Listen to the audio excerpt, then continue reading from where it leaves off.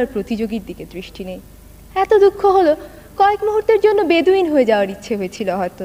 পরে ভাবলাম, তারকারাও তো রক্ত মাংসেরই মানুষ, বেচারা জন লেনন তো খ্যাপা ভক্তের হাতে প্রাণই দিয়ে দিলেন, সুতরাং তারকা হওয়ার স্বপ্নও বাদ। কিন্তু একটা প্রতিযোগিতা কিছুতেই এড়ানো যায় না। অনেক খাটুনির পরও পরীক্ষার হলে বসে মনে হচ্ছিল বড় নড়বড়ে পরীক্ষার্থীরা আসনটা, যে কোনো অপ্রত্যাশিত ব্যাপারই ঘটে যেতে পারে। হলেও তাই, কম্পিউটারের কুয়াশায় হারিয়ে গেলাম। আমার বাবা তার খেয়ালি কম্পিউটারকে কষে চড় মেরে ঠিক রাস্তায় নিয়ে আসেন। আমি কিন্তু যন্ত্রটাকে ভীষণ সমীহ করি।